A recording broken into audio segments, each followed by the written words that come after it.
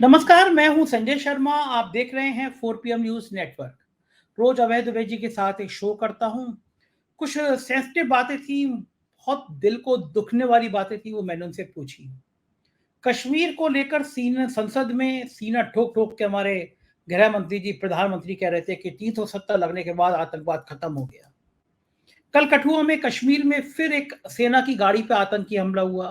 4 जवान मर गए, 6-7 जवान शहीद हैं। लगातार ये 1 महीने के अंदर दूसरी बार सेना की गाड़ी पर हमला हुआ है।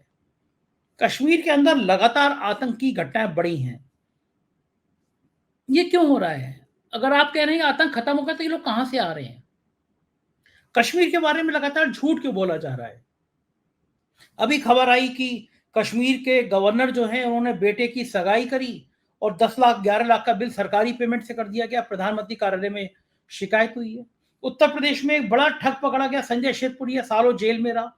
उस ठग से 25 लाख रुपए जम्मू कश्मीर के गवर्नर ने ले रखे हैं, मनोज सिन्हा ने ले रखे हैं। अब आप बताइए, मैं या आप हूं, किसी ठग से अगर आप 50,000, 10,000, 5,000 रुपए भी ले लेंगे, आपका इन्वॉल्वमेंट होगा तो पुलिस पिछवाड़े पर लात मार मार के बंद कर देगी। पूछे कि तुम्हारा उस ठग से रिश्ता क्या है? एक राज्य के गवर्नर ने ठग से 25 लाख ले रखे हैं, ऑन रिकॉर्ड ले रखे हैं, अभी तक वापस नहीं किए गए। वो गवर्नर बने हुए हैं, बेटे की सगाई कर रहे हैं और 10-11 लाख रुपए सुहा कर दे रहे हैं।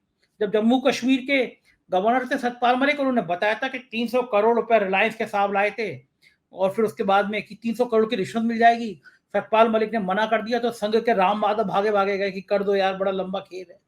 तो कश्मीर क्या भ्रष्टाचार की जननी बनता जा रहा है? कश्मीर को लेके चुनाव क्यों नहीं करा पा रहे लोग? एक बड़ा मुद्दा है। आतंकी पहले घाटी में आते थे, अब जम्मू में भी आने लगे हैं। ये सरकार की विफलता नहीं है तो और क्या है? ये सारे मुद्दे मैंने अभय जी से पूछा। मैंने अभय जी से ये भी पूछा कि राहुल गांधी कर क्या रहे हैं? वो हाथरस भी पहुंच जा रहे हैं, वो असम के बाढ़ पीड़ितों से भी मिलने पहुंच जा रहे हैं, वो मणिपुर भी पहुंच जा रहे हैं। प्रधानमंत्री जी अपने बढ़िया कपड़े पहन के रूस, टाटा बाय बाय करके रूस चले जा रहे हैं। देश की राजनीति एक बड़े चेंजेज की तरफ चल रही है। महाराष्ट्र गया था मैं, कई फिल्म इंडस्ट्री में संजय राउत जी का इंटरव्यू किया। तमाम लोगों से इन्होंने कहा कि महाराष्ट्र में गुजरातियों के कब्जे को लेकर बड़ा दर्द है। बीएमसी के चुनाव करा नहीं पा रहे हैं सरकार। महाराष्ट्र में एक बारिश में मुंबई की सांस फूल गई। तमाम मुद्दों पर बातचीत है अभय दुबे जी के साथ, बहुत शानदार बातचीत है। देखिएगा जरूर, चैनल को ज्वाइन और सब्सक्राइब भी करिएगा। चलते हैं अभय दुबे जी के पास। 4 PM न्यूज नेटवर्क में स्वागत है अभय दुबे जी आपका। संसद में सीना ठोक ठोक के कह रहे थे प्रधानमंत्री जी और गृह मंत्री जी कि जम्मू कश्मीर में 370 खत्म कर दी और आतंकी खत्म कर दिया हमारी सरकार ने। लेकिन कल रात को फिर आतंकी हमला हुआ है कश्मीर में। सेना की गाड़ी पर, एक हमले में शायद दूसरी बार सेना की गाड़ी पर हमला किया गया। फिर 4 जवान शहीद हो गए, 6 जवान गंभीर रूप से घायल हैं। क्या कश्मीर की समस्या का कोई निदान नहीं है? पिछले कुछ सालों में जिस तरह की आतंकी घटनाएं बढ़ी हैं, जिस तरह हमारे बहादुर जवान शहीद हो रहे हैं और ये लंबी लंबी बातें कर रहे हैं, क्या केवल संसद में एक भाषणबाजी से कश्मीर समस्या का निदान हो जाएगा? क्या लगता है आपको? देखिए, जब अमित शाह धारा 370 का किरदार बदलने के लिए संसद में प्रस्ताव ला रहे थे, तो उस वक्त मुख्य तौर पर उनका दावा ये था कि ऐसा करते ही जो कश्मीर घाटी है वो भारत की तथाकथित मुख्य धारा से जुड़ जाएगी। तथाकथित शब्द मैंने अपनी तरफ से जोड़ा है, मुख्य धारा से जुड़ जाएगी और जो एक आतंकवादी और उग्रवादी राजनीति थी वो खत्म हो जाएगी कश्मीर में। और ये बात सही है कि उस संविधान संशोधन के बाद में जो हुर्रियत कॉन्फ्रेंस की राजनीति थी वो तकरीबन कश्मीर से खत्म हो गई। दूसरा परिवर्तन उससे ये हुआ कि कश्मीर में राजनीति करने के जो पुराने तौर तरीके थे वो भी पूरी तरीके से बदल गए, क्योंकि वो मुहावरा बदल गया, वो भाषा बदल गई, वो राजनीतिक मांगे ही नहीं जो राजनीतिक मांगे पहले होती थी। उससे भारतीय जनता पार्टी को क्या लग रहा था? भारतीय जनता पार्टी को लग रहा था कि जो महबूबा मुफ्ती की पार्टी है पीडीपी, या नेशनल कॉन्फ्रेंस है फारूक अब्दुल्ला की पार्टी है, या कांग्रेस पार्टी है, या इंजीनियर रशीद जैसे लोग हैं, ये सब लोग अप्रासंगिक हो जाएंगे। लेकिन हुआ क्या उसके बाद में? और इनके अप्रासंगिक होने से जो शून्य पैदा होगा उस शून्य को भारतीय जनता पार्टी भर देगी। वो मान रही थी कि जम्मू तो हमारा है ही, जम्मू में तो हम लोकप्रिय हैं ही, फिर हम घाटी में भी आ जाएंगे और घाटी के मुसलमानों में से छांट छूट के अपनी पार्टी में लोगों को भर्ती कर लिया जाएगा और वो एक तरह से भारतीय जनता पार्टी कश्मीर घाटी की हो जाएगी और केवल हम ही हम होंगे और कोई दूसरा नहीं होगा, इस प्रकार की योजना इन लोगों की थी। लेकिन हुआ क्या, कश्मीर में भारतीय जनता पार्टी अपना कदम नहीं जमा पाई और उसकी हालत यह है कि पिछले लोकसभा चुनाव में उसने अपने उम्मीदवार भी नहीं खड़े कर पाए। दूसरी विफलता उसे मिली कि कश्मीर से जो आतंकवादी गतिविधियां थी, उन आतंकवादी गतिविधियों को खत्म कर देने का जो उनका पूरा दावा था, ये दावा पूरी तरीके से नाकाम हो गया। इसकी नाकामी के दो बड़े उदाहरण हम लोगों के सामने हैं। जिस वक्त प्रधानमंत्री शपथ ले रहे थे उसी वक्त तीर्थयात्रियों की बस पर हमला हो गया और अभी आपने खुद ही बताया कि कठुआ में क्या हुआ। लगातार कश्मीर में आतंकवादी गतिविधियां जारी हैं, जिसको कहते हैं कि पत्थरबाजी घटनाएं। भाजपा क्लेम करती है कि पत्थरबाजी घटनाएं कुछ कम हुई हैं, हो सकता है किसी को, देखिए इस प्रकार कम या ज्यादा तो होता रहता है कि कोई चीज कम हो जाती है, कोई चीज बढ़ जाती है, लेकिन जिस प्रकार का आपने एक ऐतिहासिक किस्म का फैसला लिया था, उस ऐतिहासिक किस्म के फैसले के बाद में उसका जो पॉलिटिकल फॉलोअप होना चाहिए था, कश्मीर में राजनीतिक प्रक्रिया को बहाल करने के लिए आपको जो कदम उठाने चाहिए थे, कश्मीर से आपने जो राज्य का दर्जा छीना था, उस राज्य के दर्जे की वापसी होनी चाहिए थी। वहां पर अभी तक चुनाव करवा देना चाहिए थे, अब चुनाव करवाने की तैयारी हो रही है। ये सब चीजें बताती हैं कि पिछली मोदी सरकार की, अब तो मोदी सरकार रही नहीं, पिछली मोदी सरकार की कश्मीर के बारे में जो भी रीति नीति थी, उसके वे परिणाम नहीं निकले हैं जिनका के लगातार दावा किया जा रहा था। अब इसमें दो व्यक्ति मुख्य तौर पर इसके जिम्मेदार हैं। एक व्यक्ति का नाम है अमित शाह और दूसरे का नाम है नरेंद्र मोदी। अमित शाह इसलिए क्यों, अमित शाह गृह मंत्री है। जो कश्मीर में उपराज्यपाल है उनको तो आप कठपुतली मानिए, सारा का सारा कश्मीर का कामकाज तो केंद्रीय गृह मंत्रालय चलाता है। अमित शाह पूरी तरीके से इसके जिम्मेदार हैं जो कश्मीर की स्थिति है और इस बात को ये लोग स्वीकार नहीं करते हैं। देखिए, गृह मंत्री, भारत का गृह मंत्री इतने खराब चेहरे के साथ में, इतने विफल चेहरे के साथ में जब सामने आता है कश्मीर पे और ना उससे कोई जवाब तलब करता है, ना वो अपनी तरफ से कोई सफाई देता है, ये कितने अजीब सी बात है। ना तो प्रधानमंत्री से जवाब तलब करते हैं, ना भारतीय जनता पार्टी से कोई पत्रकार इस मामले में जवाब तलब करता है। कश्मीर के मामले में तमाम पत्रकारों को पट्टी बंदी रहती है और गृह मंत्री भी अपनी तरफ से कोई सफाई देते हुए नजर नहीं आते। तो ये स्थिति बताती है कि कश्मीर के मामले में भारतीय जनता पार्टी ने अभी तक जो कुछ किया था वो तकरीबन नाकाम हो चुका है। और अभी जब कश्मीर में राजनीतिक प्रक्रिया की जब वो दोबारा शुरुआत करेंगे, जब वो चुनाव होगा, तो मैं यकीन के साथ कहता हूं कि चुनाव परिणामों में भी भारतीय जनता पार्टी को नुकसान होगा। पंडितों की वापसी का काम भारतीय जनता पार्टी संपन्न नहीं कर पाई, इसलिए जो लोग पंडितों के सवाल को लेकर विपक्ष को आड़े हाथों लेते थे और भारतीय जनता पार्टी की जय जयकार करते थे, वो भी इस सवाल के ऊपर चुप हैं। उनमें से कुछ लोग तो बहुत ही कड़े सवाल भी सरकार से पूछने लगे हैं। तो स्थिति यह है कि कश्मीर की पूरी नीति बहुत बुरी हालत में है। मैं पिछले दिनों गया था कश्मीर, अभय जी। टैक्सी ड्राइवर जो था, मैंने उससे पूछा कि कश्मीर के हालात तो सुधर गए होंगे अब धारा 370 हटने के बाद, राष्ट्रपति राज्यपाल बहुत एक्टिव हैं, क्या क्या लगता है? बोला सर हमारा 4 गुना ज्यादा शोषण होने लगा। मैंने कहा अब क्या समस्या है? अब तो यहाँ पे राज्यपाल बैठे हैं और आप राष्ट्रपति शासन, आप जो चाहे अपनी बात कह सकते हैं। बोले कि सर पहले जो पुलिस हम पे जुल्म करती थी या अलग अलग लोग हम पे जुल्म करते थे, तो हमारे एक विधायक होता था, मंत्री होता था, मुख्यमंत्री होता था, हम अपनी बात शिकायत कर दिया करते थे उससे जाकर। अब तो हमारे यहाँ कोई नेता ही नहीं है, कोई नेतृत्व ही नहीं है, सरकार ही नहीं है, तो हम बात किससे करेंगे? तो जो लोकल लोग हैं उनकी नाराजगी है कि सालों से वहां कोई चुनी हुई सरकार ही नहीं है। नतीजा ये है कि प्रशासन बेकाबू हो गया, भ्रष्टाचार बढ़ गया है, जुल्म ज्यादा बढ़ गया है। ये क्या दिखाई नहीं पड़ता दिल्ली को? नहीं, दिल्ली, देखिए दिल्ली तो चुपचाप बैठी हुई है, आंखों पे पट्टी बांधे हुए। उनका तो एक ही काम है, किसी तरीके से अपनी सत्ता को आगे बढ़ाते रहना और समय गुजारते रहना।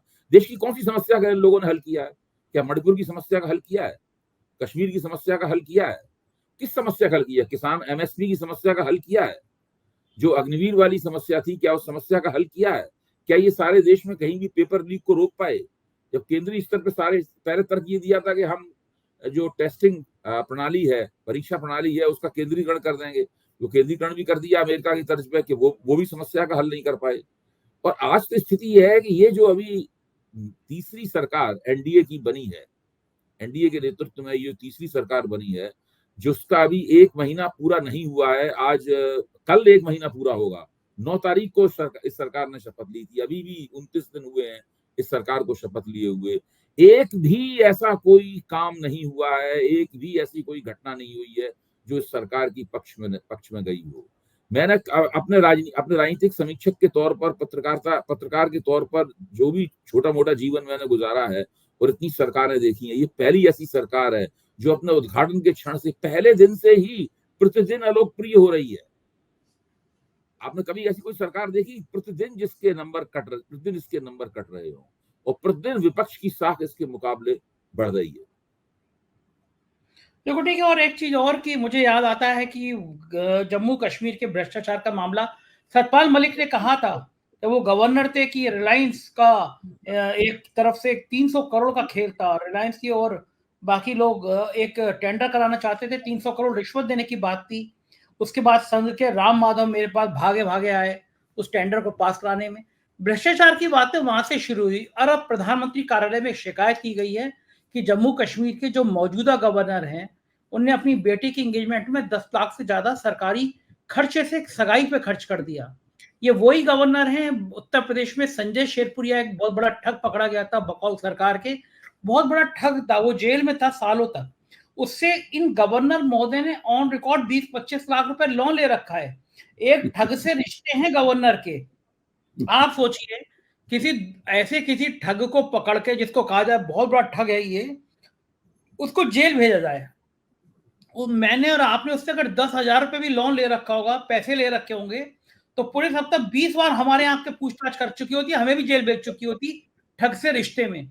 लेकिन चुनाव के एफिडेविट में जिक्र है, उदाहरण है, सामने साफ साफ बात है कि जम्मू कश्मीर के गवर्नर मनोज सिन्हा ने उस ठग संजय शेरपुरिया से 25 लाख रुपए ले रखे हैं जो अभी तक वापस नहीं किए गए। और भ्रष्टाचार का दूसरा मामला मनोज सिन्हा के बेटे की सगाई वाला सामने आ गया। क्या काबिलियत है मनोज सिन्हा में जब भ्रष्टाचार के इतने आरोप लग रहे हैं? जम्मू कश्मीर में मैं गया तो वहां के लोगों ने बताया कि वहां के जो ठेके हैं वो गाजीपुर और पूर्वी उत्तर प्रदेश के बहुत सारे लोगों को दिए गए हैं।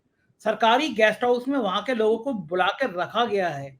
ये इतने भ्रष्टाचार कश्मीर जैसे संवेदनशील जिले पे रख के क्या खासियत होगी मनोज सिन्हा में, जो मनोज सिन्हा इतने करप्शन के आरोप के बावजूद अभी तक गवर्नर बने? मनोज सिन्हा को पहले तो उत्तर प्रदेश का मुख्यमंत्री बनाया जा रहा था, फिर मुख्यमंत्री नहीं बनाया गया तो उसको कंपनसेट करने के लिए, उसकी भरपाई करने के लिए इनको कश्मीर थमा दिया गया।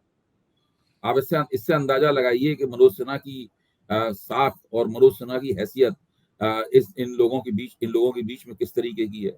उनके बारे में कहा जाता है कि वो IIT के हैं, ये वो तमाम बातें कही जा रही हैं। अभी तक तो उन्होंने किसी मामले में अपनी किसी भी प्रतिभा का प्रदर्शन नहीं किया है। केवल एक यही मामला है भ्रष्टाचार वाला, इसी के अंदर वो अपनी प्रतिभा का प्रदर्शन करते हुए दिखाई पड़ रहे हैं। अब एक और बात मैं कहना चाहूंगा कि कश्मीर एक ऐसी जगह है, केंद्र सरकार अभी इस बात को समझ नहीं रही है, और समझ रही है तो पता नहीं क्यों हाथ में हाथ रख के बैठी हुई है, जहां पर इस सरकार की प्रतिष्ठा दांव पर लगी हुई है। कश्मीर में भारतीय जनता पार्टी की प्रतिष्ठा दांव पर लगी हुई है। कश्मीर में राष्ट्रीय स्वयंसेवक संघ की प्रतिष्ठा दांव पर लगी हुई है। कश्मीर में भारतीय जनता पार्टी का इतिहास जो कि श्यामा प्रसाद मुखर्जी से जुड़ा हुआ है, वो दांव पर लगा हुआ है। अगर कश्मीर में कोई बड़ी गड़बड़ हुई और अगर सब कुछ ठीक ठाक नहीं रहा तो केवल कश्मीर की वजह से ही ये लोग चुनाव में बहुत बुरी मात खाएंगे, क्योंकि इस वक्त जो देश का संसदीय विपक्ष है, जो जवाहरलाल नेहरू के बाद में सबसे ज्यादा शक्तिशाली स्थिति में है, वो इस मसले को छोड़ेगा नहीं। आप राहुल गांधी को देखिए कि एक छोटी छोटी बात को भी वो मुद्दे की तरह लेकर उसके बारे में सक्रिय होते हैं, उस पर बयान जारी करते हैं, वहां जाते हैं स्वयं। अच्छा, पूरी पहल अपने हाथ में लेते हैं। अभी कश्मीर में जो कश्मीर जी मैं आपसे यही सवाल पूछना चाह रहा था कि ये 1 महीने के अंदर राहुल गांधी में ऐसा क्या करंट लग गया है? नेता प्रतिपक्ष, नेता विपक्ष के रूप में वो इतने एक्टिव हो गए, वो हाथरस चले जा रहे हैं, वो असम चले जा रहे हैं, आज वो मणिपुर चले गए, पूरी बीजेपी को मिर्ची लग गई। क्या प्रधानमंत्री, वो ट्वीट कर रहे हैं लोग कि प्रधानमंत्री रूस में घूम रहे हैं और राहुल गांधी बाढ़ पीड़ितों से मिल रहे हैं, मणिपुर का दर्द बांट रहे हैं। तो क्या नेता प्रतिपक्ष के रूप में जितने सक्रिय नजर आ रहे हैं राहुल गांधी, ये भारतीय जनता पार्टी के लिए एक खतरे की घंटी लग रही है? आपको क्या लग रहा है? देखिए, जब राहुल गांधी ने भारत जोड़ो यात्रा शुरू की थी, उसी वक्त उनका पुनर्जन्म हो गया था, और उन्होंने खुद कहा भी था कि मैंने पिछले राहुल गांधी को मार दिया, उन्हीं के शब्द। तो वो राहुल गांधी तो जो कि एक हिचक के साथ में राजनीति कर रहा था, जो बीच बीच में छुट्टियों में चला जाता था, जिसकी बातचीत सुनकर लगता था कि उसकी राजनीति की कोई बहुत गहरी समझ नहीं है, वो राहुल गांधी तो अब रहा नहीं। अब ये एक दूसरा ही राहुल गांधी हम लोगों के सामने है। भारतीय जनता पार्टी को आपत्ति है कि राहुल गांधी विपक्ष के नेता के तौर पर हर जगह समस्याएं हैं उनका राजनीतिकरण कर रहे हैं और आग में घी डालने का काम कर रहे हैं, चाहे वो मणिपुर हो, चाहे वो हाथरस हो, चाहे कुछ भी हो। अच्छा, मुझे आज भी मैं एक चर्चा में शामिल था और उसमें इसी प्रकार की बातचीत हो रही थी, भाजपा के प्रवक्ता भी इस प्रकार की बातचीत कर रहे थे। तो मैंने उनसे पूछा कि आप जरा ये बताइए, क्या आप उम्मीद करते हैं कि राहुल गांधी आपसे पूछ के अपना दौरा कार्यक्रम तय करेंगे? क्या राहुल गांधी प्रधानमंत्री नरेंद्र मोदी की छवि बनाने के लिए काम कर रहे हैं? क्या वो भारतीय जनता पार्टी के कार्यकर्ता और नेता हैं? क्या विपक्ष के नेता के पद पर उन्हें नरेंद्र मोदी ने और भारतीय जनता पार्टी के आला कमान ने नियुक्त किया है? वो राज्यपाल नहीं है, वो उपराष्ट्रपति नहीं है। देखिए, राहुल गांधी विपक्ष के नेता हैं और आपने उन्हें मजबूरी में विपक्ष का नेता बनाया है, क्योंकि आप चुनाव में आपकी सीटें कम हो गई हैं और विपक्ष ने अपनी सीटों को बढ़ा लिया है, कांग्रेस की सीटें दूनी हो गई हैं और विपक्ष इस वक्त देश में अत्यंत शक्तिशाली स्थिति में है। उसके पास 233 सांसद हैं और विपक्ष के नेता के तौर पर राहुल गांधी ने अपना पहला भाषण जो संसद में दिया है, उसमें उन्होंने साफ कहा कि मैं कांग्रेस का सांसद हूं, लेकिन विपक्ष का नेता हूं, एलओपी, लीडर ऑफ अपोजिशन हूं। और अगर नाम लेकर उन्होंने कहा कि अरविंद केजरीवाल को कोई दिक्कत होगी तो मेरी दिक्कत है, अगर हेमंत सोरेन को दिक्कत होगी तो वो मेरी दिक्कत है। और सोरेन और केजरीवाल दोनों कांग्रेस के सांसद नहीं है, कांग्रेस के नेता नहीं है। इसका मतलब है पूरे विपक्ष की नुमाइंदगी करते हुए वहां पर भाषण दे रहे थे। दूसरी बात, राहुल गांधी ने बिल्कुल तय कर लिया है कि वो संसद में बोलने के साथ साथ में सड़क पर जो अपनी गतिविधियां हैं, जो आंदोलनकारी गतिविधियां हैं, प्रतिरोधकारी गतिविधियां हैं, उनके साथ में अपनी संसदीय गतिविधियों का एक समन्वय करेंगे। ये जो कोऑर्डिनेशन है संसद से सड़क तक, ये दरअसल आने वाली राजनीति को परिभाषित करेगा। और भारतीय जनता पार्टी की सबसे बड़ी परेशानी यह है कि उन्हें पता ही नहीं है कि विपक्ष का नेता होता कैसा है। उन्होंने दरअसल विपक्ष का कोई नेता आज तक देखा ही नहीं है। गुजरात में 12 साल तक नरेंद्र मोदी मुख्यमंत्री रहे, उन्होंने वहां विपक्ष का कोई प्रभावी नेता नहीं देखा। उसके बाद में पिछले 10 साल से उन्होंने विपक्ष का कोई प्रभावी नेता लोकसभा की राजनीति में नहीं देखा। और 10 साल से पहले के 10 साल, यानी 2004 से लेकर 2014 तक के 10 साल, इस साल में जब भारतीय जनता पार्टी विपक्ष में थी, भारतीय जनता पार्टी के नेता विपक्ष के नेता हुआ करते थे, उस वक्त भी ये लोग विपक्ष की नेता की जिम्मेदारी ठीक से नहीं निभा रहे थे। स्थिति ये थी कि इनके बारे में तमाम पत्रकार टिप्पणी करते थे और मैं उन टिप्पणियों से सहमत था कि ये लोग कांग्रेस सरकार के साथ बड़े दोस्ताना लहजे में विपक्ष के नेता की भूमिका निभा रहे हैं। राहुल गांधी उस तरह के दोस्ताना, ये फ्रेंडली फाइट नहीं है जो राहुल गांधी चला रहे हैं इनके खिलाफ। ये सीधा सीधा संघर्ष करने की स्थिति है। ये राहुल गांधी विपक्ष की आवाज बुलंद कर रहे हैं और ये भारतीय जनता पार्टी के लिए बिल्कुल नई बात है। इसलिए भारतीय जनता पार्टी को समझ में नहीं आ रहा है कि इसकी व्याख्या कैसे करें और इससे निपटें कैसे।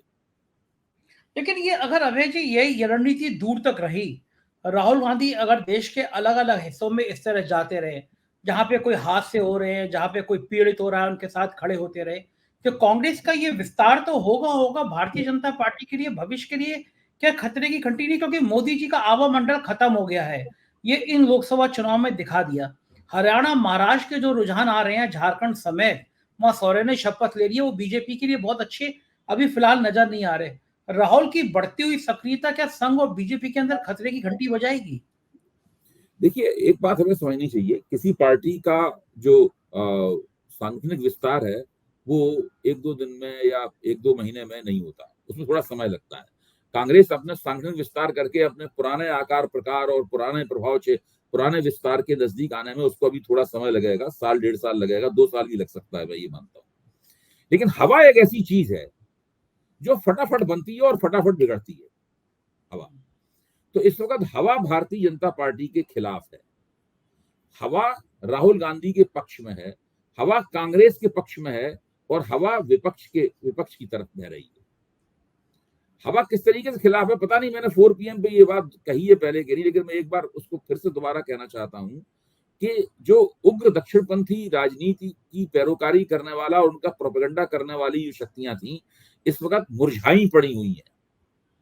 आप अभी बंबई से आ रहे हैं, आप बहुत सारे आपकी मित्रताएं हैं, आपकी जानकारियां हैं, आप कई फिल्मी हस्तियों से मिले होंगे, उनके साथ बातचीत की होगी, तो आपको ये पता चला होगा कि जितनी भी इस तरह की फिल्में थी वो इस वक्त पिट गई हैं और उनमें लोगों ने पैसे लगाना बंद कर दिए हैं। वो सारी सारी फिल्में डिब्बा बंद हो गई हैं। इससे पहले केवल 2 ही फिल्में चली थी, कश्मीर फाइल और केरला स्टोरी। अब कंगना रनावत की जो इमरजेंसी फिल्म है उसका भविष्य अधर है। मैं अटल हूं फिल्म चली नहीं, स्वतंत्र वीर सावरकर फिल्म चली नहीं, और बाकी सारी फिल्में गड़बड़ा गई हैं। ये देखिए ये क्यों हुआ है? क्योंकि माहौल एकदम बदल गया है। लोगों को अब इस पूरी लफाजी में, जो दक्षिणपंथी उग्र राष्ट्रवादी लफाजी थी, इस लफाजी में कोई दिलचस्पी नहीं रही। अब जो माहौल बना है विपक्ष के पक्ष में, राहुल गांधी पूरी तरीके से उस माहौल में और शिद्दत पैदा करने में लगे हुए। उनकी गतिविधियां भारतीय जनता पार्टी के लिए खतरे की घंटी हैं, और भाजपा अगर जल्दी ही नहीं संभली और उसने अपनी पूरी राजनीति को रिकैलिब्रेट नहीं किया तो बड़ी तेजी के साथ इनके खिलाफ एंटी इनकम्बेंसी कई गुना रफ्तार से बढ़ती चली जाएगी। मेरे को नहीं कहना है जी, मैं एक पार्टी में शामिल हुआ बंबई में, कई सारे फिल्मी दुनिया के सितारे वहां मौजूद थे, तो फिर जनरल औपचारिक चर्चा जो हो रही थी इस पार्टी में वो यही थी। जब एग्जैक्टली आप कह रहे हैं कि अब जो इस तरह की पिक्चरें बन रही हैं, जो इनके साहेब की महिमा मंडल करती हुई पिक्चरें थी, वो पिट रही हैं, तो इसका क्रेज बॉलीवुड में ये माना जा रहा था कि अब ये जो जादू था कि वो साहब अपराजय हैं, साहब ईश्वर का अवतार है, वो खत्म हो रहा है। तो फिल्म इंडस्ट्री भी इस तरह की चीजों में अंगड़ाई ले रही है। मतलब वहां पे भी सैद्धांतिक विरोध करने वाले लोग थे, वो खड़े होने लगे हैं, क्योंकि एक टाइम में कंगना रनौत से लेकर अशोक पंडित तक, अनुपम खेर तक, सब बिल्कुल भाड़ की भूमिका में आ गए थे। वो तो सब साहेब चालीसा पढ़ते थे।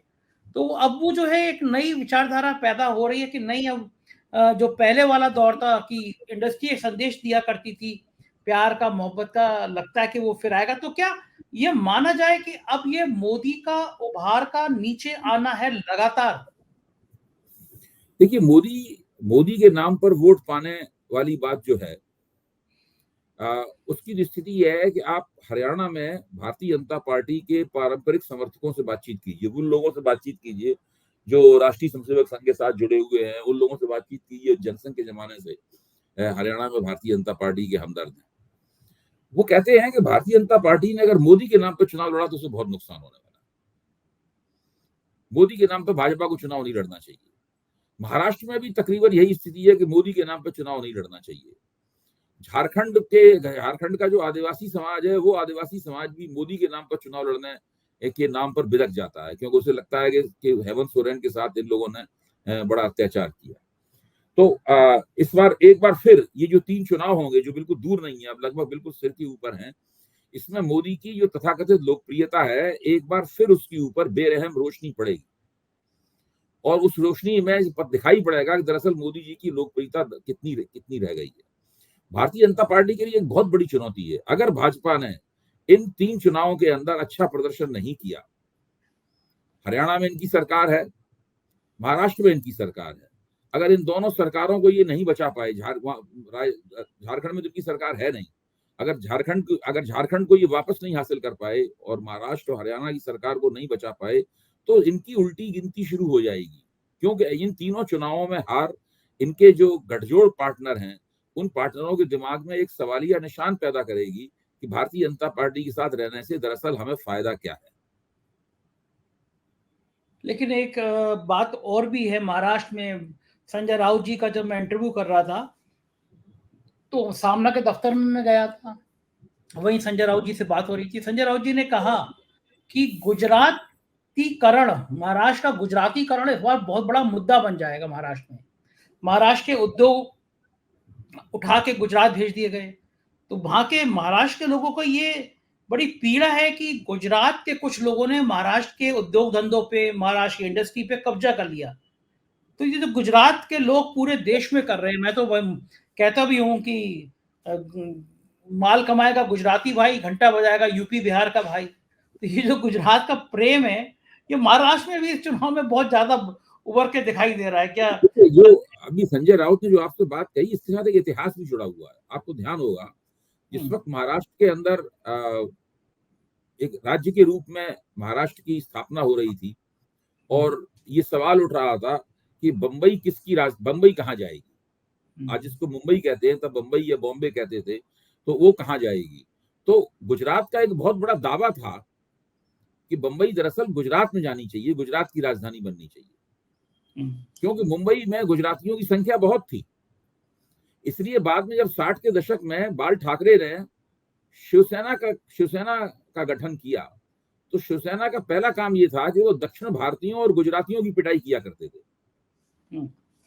उनका मानना था कि ये लोग बाहरी लोग हैं, ये गैर मराठी लोग हैं, और इनके जो भी शिवसेना की हिंसा होती थी या शिवसेना का जो हमलावर राजनीति थी, उस राजनीति का अगर कोई शिकार बनता था तो वो गुजराती शिकार बनते थे और दक्षिण भारतीय शिकार बनते थे। उस वक्त शिवसेना मुसलमानों के खिलाफ मुहिम नहीं चलाती थी, जैसे कि बाद में जब बाल ठाकरे ने अपने आप को हिंदू हृदय सम्राट डिक्लेयर कर दिया, उसके बाद इस तरह की मुहिम चलाई। तो ये इसका गुजरातियों के साथ में मुंबई करों का या महाराष्ट्रियनों का ये एक पुराना अंतर्विरोध है, जो कि मैं कहता हूं एक शत्रुतापूर्ण किस्म का अंतर्विरोध है।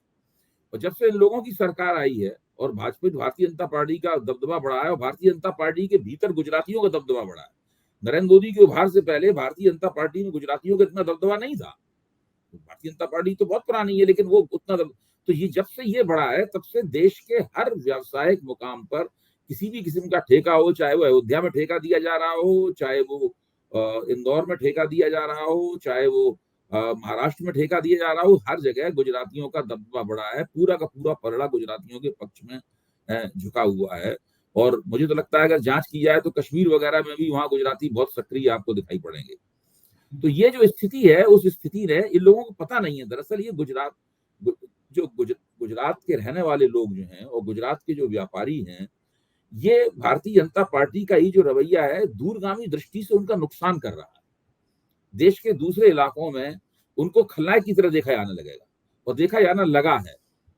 आप स्वाभाविक रूप से व्यवसायिक प्रतियोगिता करते हुए जब किसी इलाके में जाते हैं और वहां जाके अपना व्यवसाय स्थापित करते हैं, पैसे कमाते हैं, फैलाते हैं अपना व्यवसाय, तब लोगों को आपसे दिक्कत नहीं होती। लेकिन जब लोगों को लगता है कि भाई ये गुजराती लोग आए हैं और इनके साथ में नरेंद्र मोदी का राजनीतिक दबदबा भी आया है, सरकार भी इनके साथ है, जो कुछ फैसले होंगे वो इनके पक्ष में होंगे, ऐसी स्थिति होने पर गुजरातियों की छवि होती है वो फिर सुरक्षित नहीं रहती। बिल्कुल ठीक कह रहे हैं। और मुंबई में तो इस बात का भी बड़ा रोष था कि वहां बीएमसी के चुनाव नहीं हो रहे। कल बारिश हुई, 5-6 घंटे में मुंबई की जान निकल गई, यानी कई रास्ते बंद करने पड़े, पानी इस तरह आ गया। और बीएमसी में प्रशासनिक अफसर बैठ गए हैं और बहुत भयंकर भ्रष्टाचार की खबरें आ रही हैं। जो चुनाव है उसको महीनों सालों बीत जा रहे हैं, बीएमसी का चुनाव नहीं कराया जा रहा। मुंबई के लोग, सरकार और महायुति की हिम्मत ही नहीं बढ़ रही है बीएमसी का चुनाव कराने की। स्थानीय निकायों के सारे चुनाव रोक दिए गए हैं, क्योंकि इनको विश्वास नहीं है कि अगर स्थानीय निकायों को चुनाव कराएंगे तो ये जो महाविकास आघाड़ी के मुकाबले इन चुनावों को जीत सकते हैं। इनको बिल्कुल यकीन नहीं है। लंबे अरसे मेरे ख्याल 1.5-2 साल हो गया है, पौने 2 साल पहले, पौने 2 साल पहले ये चुनाव होना चाहिए थे।